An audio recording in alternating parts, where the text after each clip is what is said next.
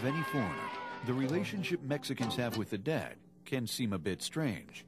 But at the same time, it actually represents a unique opportunity to contact a cultural manifestation that goes back to thousand-year-old traditions. Yes, it's very unique and it's part of our heritage, as I'm saying, because we are aware that tourism is not only a beautiful beach scenery or a wonderful pyramid or a beautiful colonial town, but it's precisely to blend with the traditions, with a way of living, with a way of eating, with a way of talking, a way of celebrating, and all those things combined with this physical and wonderful, natural and historical heritage is what makes Mexico such an impressive and unique and diverse destinations worldwide. Each year, Mexicans have an appointment with the dead, in which, according to the tradition, the deceased return on November 2nd to spend a few hours with their relatives.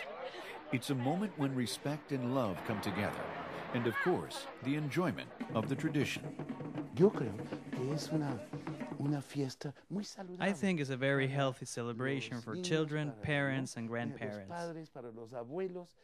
because it teaches you so many about the dead, that the dead matter in everyday life, because they are part of the memory of the same family.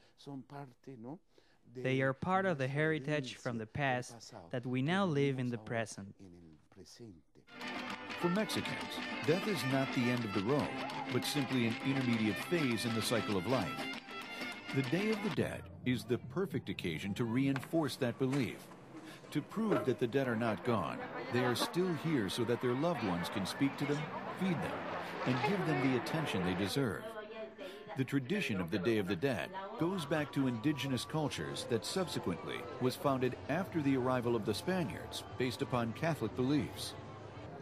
This very elaborate festival unites families who mount altars in the front of their homes in honor of their deceased family members, decorating them with photographs and traditional cempasúchil flowers that the Aztecs associated with death. During the visit to the cemetery to reunite with their dead family members, visitors bring their loved ones' favorite food. It is also traditional to eat the bread of the dead, made of biscotti, which is only made during this time of the year. The children enjoy calaveritas, candy made of sugar that carry their name in the front. All these symbols and traditions on the Day of the Dead give the dead a unique commemoration in the world. In Mexico, it's different because it's celebrating the cycle of life and how it keeps going over the years. Every year, they still commemorate their dead loved ones, the deceased, and it's just more of a traditional and cultural thing, more having to do with families together, more rejoicing and praising that there was that life instead of thinking that they're not there anymore. They're just praising what was there. So it was just very fascinating and a very good experience. I liked it. Celebrations on the Day of the Dead are so established among Mexican towns that not even the influence of Halloween in the U.S. has managed to change it. I think the biggest difference between Halloween and the Day of the Dead in Mexico is basically there is culture, there's tradition, there's death in Mexico. When you think of Halloween, just think costumes, little kids asking for candy. It's a one-day celebration, it's a holiday. However, in Mexico, it's not. Mexico, there is a culture behind it, there's death. There is, I would say, more to it than just a one-day celebration. It is not so commercial.